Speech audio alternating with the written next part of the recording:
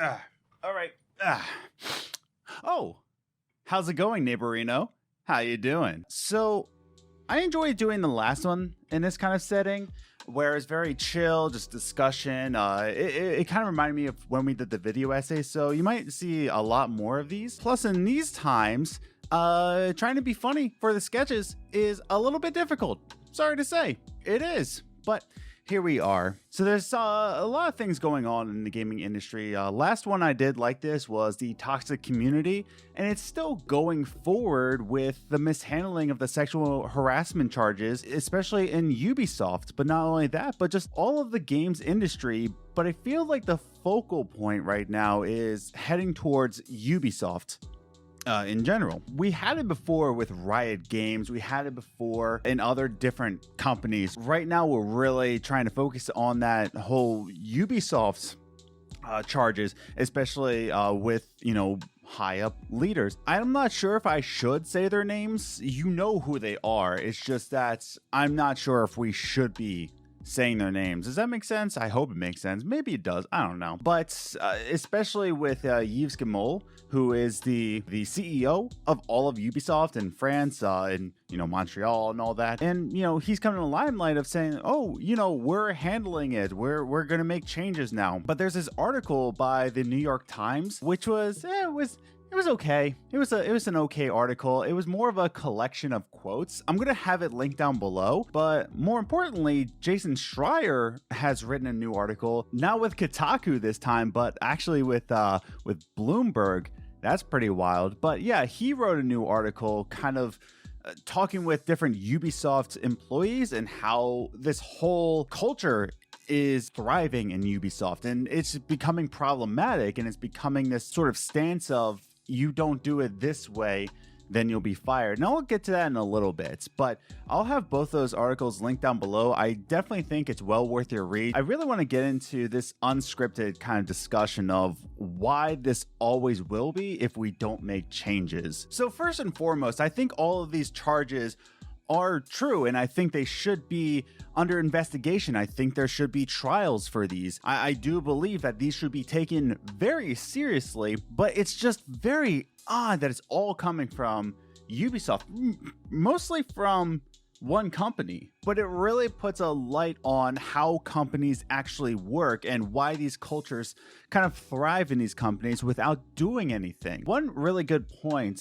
by the New York Times article, again, it's linked down below if you want to read it for yourself, but they say that with all of these firings and large people stepping down, why will there never be a change? Why are things still not changing even though all these people who are being charged are leaving the company? Why isn't there any kind of change? And they make these kind of good points where it's just been a culture since the 80s, since women came into game development positions in the 80s with Atari, and even they were kind of harassed like that. And I do believe because the video game industry is so young in terms of, the film industry, the music industry, we really started in the 70s, really, like the video game industry. So it's still a fairly young industry, and we're just starting to see a real movement about women coming into the industry. So it's still kind of a young industry with all these movements happening, and it sucks to say that it is a movement and not just a normal thing that a woman applies to a job and it's not taken seriously, or there has to be a movement, or there has to be some funding going into this.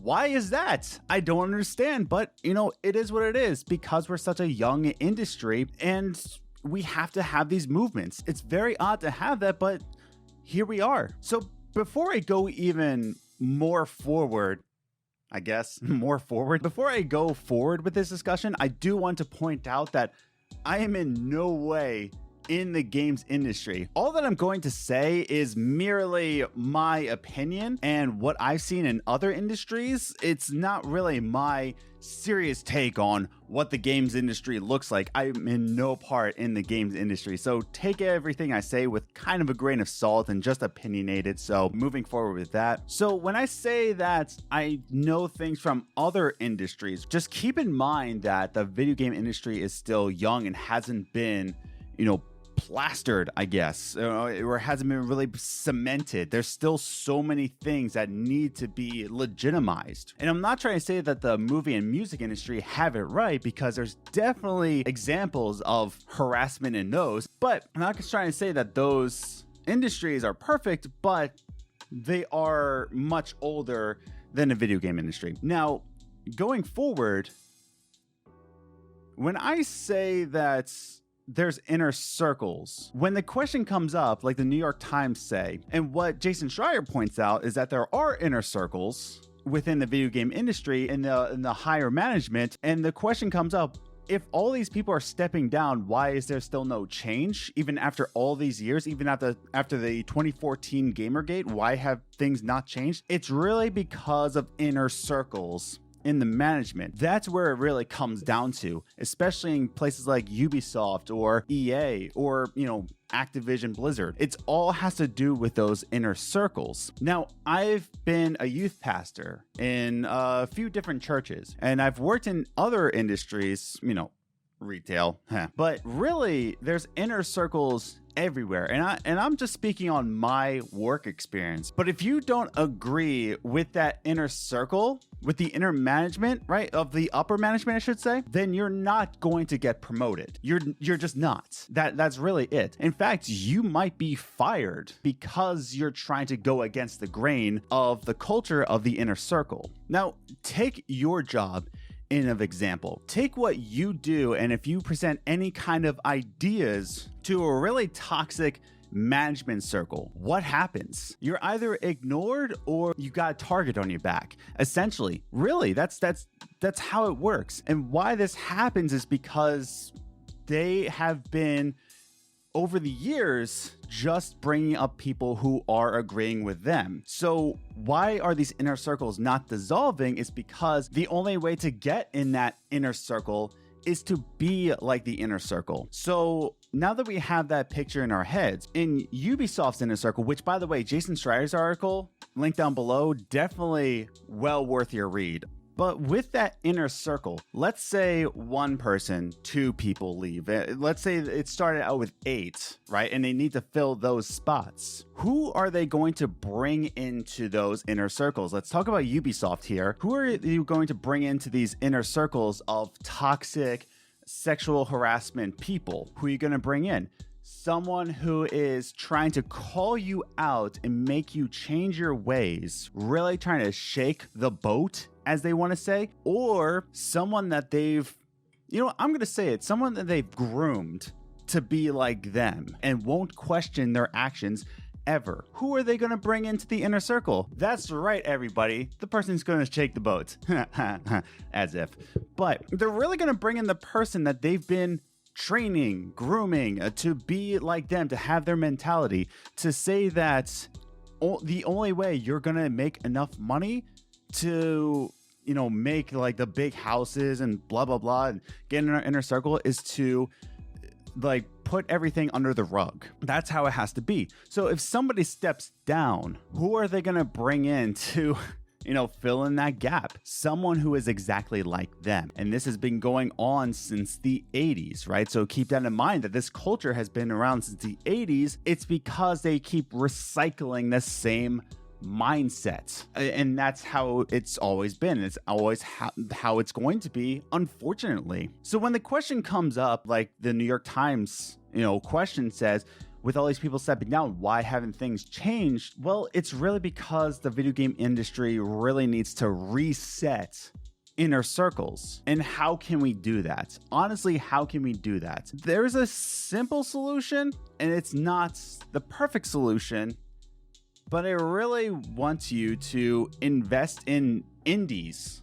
And I know that's weird. I'm not trying to say that once you invest into indies, everything will be solved. No, I feel like it's just a mere step towards that direction to have their inner circles be more compassionate. So since Ubisoft's start, right, they've had that inner circle, that culture, and the only way that they make an inner circle is because of the culture that started in whenever Ubisoft started. I can't think of it off the top of my head, but when they started, Boom. But now let's look at what indies are. Indies have been on the rise since this past generation, Xbox One, PS4, and Nintendo Switch. Yeah, but like the indies have really skyrocketed into popularity. And what's good about these indie studios is that they've come out of these big corporation video game companies. Take a look at one of my favorite indie studios, Night School Studio, who made Oxenfree and After Party. If you wanted to see what, Oxenfree looks like and what it plays like, I actually played it on the channel.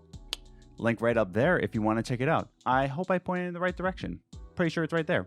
But anywho, Night School Studio, it was two guys, two cousins who came out of, you guessed it, another kind of choose your adventure company, Telltale Games. And they came out of that and started their own company, Night School Studios, to get out of that toxic community and build a more compassionate group. But even Yacht Club Games, the people who made Shovel Knight, they came out of Way Forward Games, I want to say, but they had a passion for their own game and they started Yacht Club. Or even Super Meat Boy Studios. I think Super Meat, I don't know. But they all wanted to do their own projects. They didn't want to have to deal with the inner circles of these big corporations, so they decided to make their own companies. And I believe that's the start, that's a stepping stone of how we can change the video game industry. I'm not trying to say that all of these studios are perfect. No human being is perfect. Even after the controversy of Infinite Falls, I'm not going to go into that either because that ended up being a little bit more dark. You can research it for yourself, but there was some controversy coming out of that. So no studio, no human being is perfect,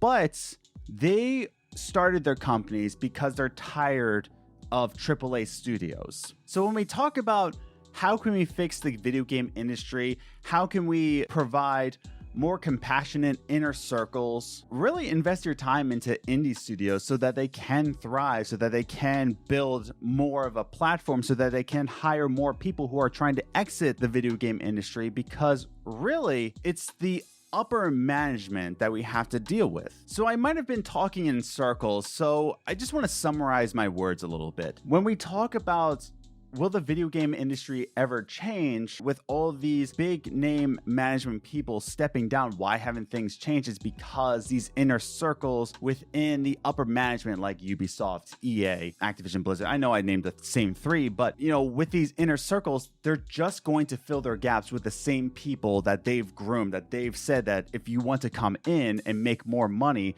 you have to be like us and not question us. But if you want to make a difference, take some time and just a few indie studios. Pick your favorites and just support them. I don't expect you to support all of these indie studios. I don't expect that, but just definitely take some time in some indie studios and help their companies thrive so that maybe we can get some inner circles in the video game industry that won't cause harassment problems. And again, this is a stepping stone. I think there need to be more measures, much more accountability, coming into all of the inner circle and not just one individual who got caught doing it. People in the inner circles they're smart. They know how not to get caught. So we need to be investigating all of the people in the inner circle. Everybody has to be accountable. So that's another measure. But something that you can do is voting with your wallets and helping out these indie studios who came out of these video game industry people and want to make a better, more compassionate workplace. So I hope I all made sense in this video, and I really hope you enjoyed this kind of video. If you did, definitely give it a like and a share so that YouTube can say like, oh wow, these videos are cool. Wow, I'll recommend them. And if you haven't yet, definitely hit subscribe and that notification bell so that you know when all these videos come out, as well as our weekly podcast, the Games and Groceries podcast, where we bring on guests and have discussions about the video game industry. So definitely check that out. But again, I thank you for watching this week's video. Probably have another one like this next week, just because these times are getting a little hard to make comedy sketches. It's just hard to be funny in this state and time, I guess you can say. But I really enjoy making these videos, and I promise they're going to get better. But thank you for watching, and I hope to see you next week with the next video. Toodles, I guess. Oh, one more thing. Hey, wear your mask.